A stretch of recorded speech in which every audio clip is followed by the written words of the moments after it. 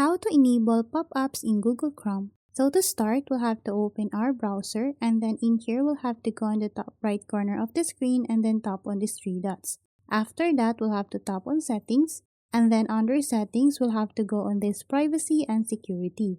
And then in here, we'll have to tap on this site settings. After that, we'll have to scroll down and then simply tap on these pop-ups and then redirects. And then in here, what we need to do is to enable this option, sites can send pop-ups and use redirects.